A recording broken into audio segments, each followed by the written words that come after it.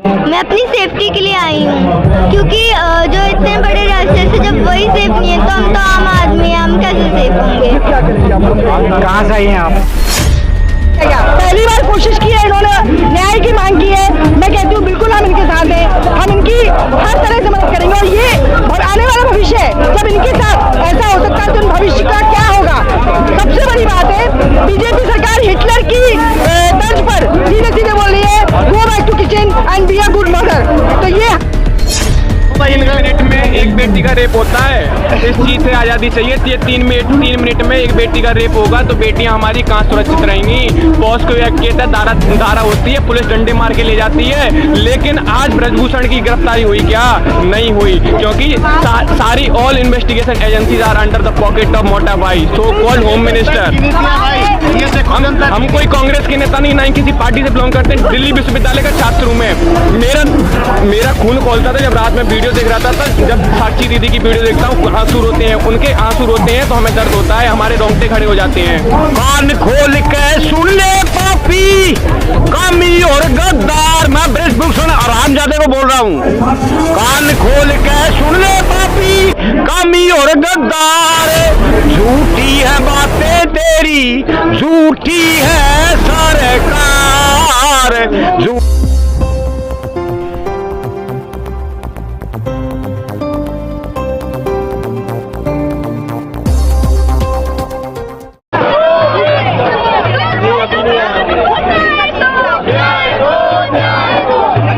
क्या नाम है आपका? सुहानी।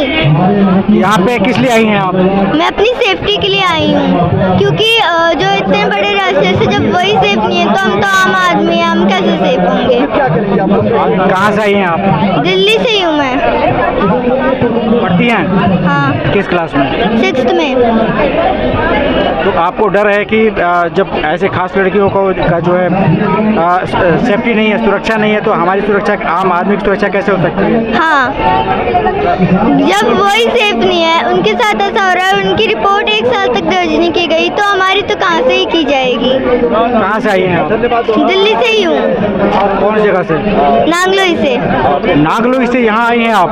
या बिल्कुल सर, मैं कहती हूँ मैं खुद भी स्पोर्ट्स में थी, नेशनल प्लेयर रही हूँ बैडमिंटन की, और मैंने वो चीज़ें देखी हैं कि बच्चे हमारे साथी, कितने ऐसे साथी थे जो कि महिला साथी, जो कि केवल इस एक दुष्कर्म के लिए या तो उन्होंने घर में बैठना पसंद किया या किसी एक ने समझौता करके आगे अगर बढ़ने की कोशिश की तो दुष्कर्म के बाद उन्हें छोड़ दिया गया, उनको आगे बढ़ने का कोई मौका नहीं दिया गया। पहली बार कोशिश की है इन्होंने, न्याय की मांग की है। मैं कहती हूँ बिल्कुल हम इनके साथ हैं, हम इनकी हर तरह से मदद करेंगे। और ये आने वाला भविष्य है, जब इनके साथ ऐसा हो सकता है तो भविष्य का क्या होगा।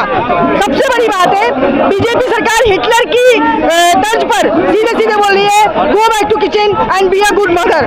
तो ये हमारे आने वाले भविष्य का क्या होगा, ये हमें भी सोचना पड़ेगा। हम भी चिंतित हैं हमारे बच्चे के साथ साथ। बिल्कुल सर, न्याय के लिए आप कठुआ देख लीजिए, आप हाथरस की घटना देख लीजिए, आप इतनी घटनाएं हुई हैं। निर्भया कांड को देखिए, कितने सालों बाद न्याय मिला और उसमें भी कुछ अपराधी बाहर घूम रहा है खुलेआम, उसको माला पहना करके बाहर घुमाया जा रहा है। ये क्या है। और इवन मैं तो कहती हूँ ये जो आज 4 महीने बाद उसकी FIR दर्ज हुई, एक माइनर के केस में तुरंत गिरफ्तारी होनी चाहिए थी, जो नहीं की गई। तो ये जो न्याय व्यवस्था है वो साफ दिख रही है। इसके पीछे आपको क्या लगता है? बिल्कुल सर, राजनीतिक पक्ष है, पूरी तरह से अपनी रोटियां सेकने की कोशिश है, वोट अर्जित करने का तरीका है, गुंडागिर्दी है, और इससे ज्यादा कुछ नजर नहीं आता सर। मतलब आप ये कहना चाहते हैं कि जो है वोट के खातिर जो है न्याय को भी तार तार कर दिया जाता है? बिल्कुल सर, न्याय को क्या, आप देखिए महिला की इस्मत को तार तार किया जा रहा है। बेटी पढ़ाओ बेटी बचाओ के नारे को खोखला साबित कर दिया है। और क्या करेंगे ये लोग, राजनीतिक भुट्टे सेकते हैं, ये जनता की छोटी छोटी उसको जागृत करके अपने राजनीतिक भुट्टे सेकते हैं, भावनाओं के साथ खेल करते हैं, और बाद में देख रहे हैं हमारे इंटरनेशनल लेवल पर खेली हुई पदक हासिल करने वाली महिलाएं यहाँ बैठी हुई हैं धरने में, मजबूर हैं धरने पे बैठने के लिए। ये सबसे बड़ा दुर्भाग्य है हमारे देश का। सारा तंत्र इसमें सम्मिलित है, और खुले तौर पे जब ब्रजभूषण जी कह रहे हैं कि मुझे आप गिरफ्तार कीजिए फिर आपकी पोल पट्टी खोली जाएगी, तो आप समझ सकते हैं कि कितना बड़ा तंत्र इसमें शामिल होगा कि उसको गिरफ्तार नहीं किया जा रहा है। ये तो बहुत छोटी छोटी बात कहते हैं, जिसको अगर मीडिया ध्यान से देखेगा तो मुझे लगता है पूरी चिट्ठी खुल जाएगी। बड़े बड़े लोग इसमें शामिल हैं। प्रधानमंत्री मोदी जो कि चाहे तो आज गिरफ्तारी करवा सकते हैं, लेकिन कोई इस पर कार्रवाई नहीं की जाती है। इनको अपनी पार्टी से कायदे से संस्कृति के नाम पर जो इन्होंने इतना आडंबर रचा हुआ है, देश भर में आडंबर रच रहे हैं। मैं कहती हूँ अगर संस्कृति की इतनी चिंता है तो सबसे पहले ऐसे दुष्कर्म करने वाले अपने नेताओं को, एमएलए को, एमपी को अपनी पार्टी से निकाल देना चाहिए। सबसे पहला काम मोदी को ये करना चाहिए, तभी संस्कृति बचेगी, वरना नहीं बच सकती। फिर भी कहीं ना कहीं मोदी सरकार के हित में फैसले देने लगा है आजकल। कई न्याय हमने इस तरीके के देखे हैं, कई इससे फैसले देखे हैं, तो हमें अब तो इस बात का भी डर है कि सुप्रीम कोर्ट भी इनको न्याय देगा या नहीं देगा। अब हमारे लिए हमारे पास सिर्फ और सिर्फ आंदोलन का रास्ता बचा हुआ है जो हम कर रहे हैं, और कोई रास्ता हमें नजर नहीं आ रहा है। खत्म कर दिया न्याय नहीं रहा। देश में प्रजातंत्र की कमी पड़ गई है, मौत कर दी है, कत्ल कर दिया, कर दी प्रजातंत्र की कर दी है कमी, और देश में बेरोजगारी बढ़ा दी, भ्रष्टाचार बढ़ा दी।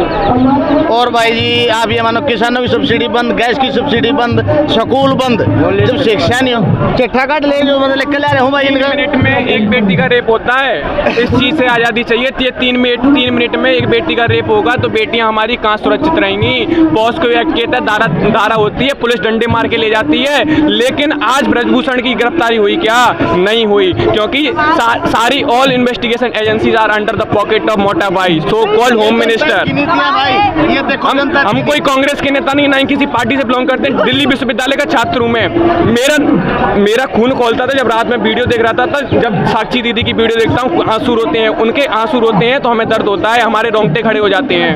अब किस तरह से हमारा देश, आप बोलते हो मोदी जी ने जब डिनर पे बुलाया था तो बोला कि आप हमारे देश की बेटी, हमारे देश का स्वाभिमान है।